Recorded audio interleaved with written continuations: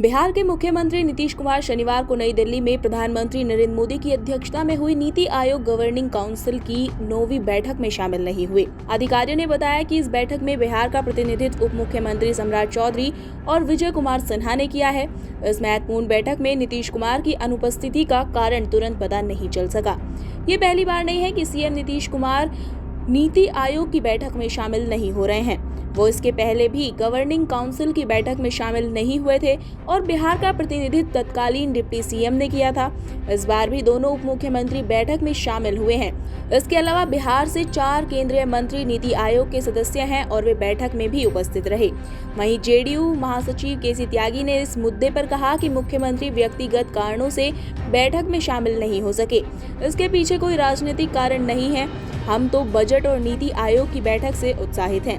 नीतीश कुमार के नीति आयोग की बैठक में शामिल न होने पर भाजपा सांसद और केंद्रीय मंत्री संजय सेठ ने कहा कि हमें जानकारी नहीं है कि नीतीश कुमार क्यों नहीं आए। एनडीए की मुट्ठी बंद है, एनडीए मजबूत है। बताते चलें कि नीति आयोग की 9वीं गवर्निंग काउंसिल की बैठक में भारत को विकसित राष्ट्र बनाने के उद्देश्य से विकसित भारत @2047 दस्तावेज पर चर्चा की गई। नीति आयोग की सर्वोच्च संस्था गवर्निंग काउंसिल में सभी राज्यों के मुख्यमंत्री, केंद्र शासित प्रदेशों के उपराज्यपाल और कई केंद्रीय मंत्री भी शामिल हुए हैं। वहीं विपक्षी दलों में से सिर्फ पश्चिम बंगाल की मुख्यमंत्री ममता बनर्जी ही बैठक में शामिल हुई थी, लेकिन वो भी बीच में ही मीटिंग छोड़कर बाहर चली गई और केंद्र पर अपने राज्य के साथ भेदभाव करने का आरोप लगाया।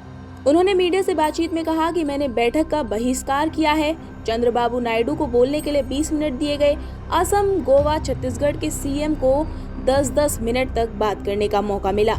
मुझे सिर्फ 5 मिनट बाद ही रोक दिया गया। ये गलत है। विपक्ष की ओर से सिर्फ मैं यहाँ प्रतिनिधित्व कर रही थी और इस बैठक में इसीलिए भाग ले रही थी क्योंकि कोऑपरेटिव फेडरलिज्म को मजबूत करने में मेरी अधिक रुचि है। नीति आयोग के पास कोई वित्तीय शक्तियाँ नहीं है। ये कैसा काम करेगा? इसे वित्तीय ताकत दी जाए या फिर योजना आयोग को वापस लाएं। मैंने अपना विरोध दर्ज कराया और मैं बाहर आ गई।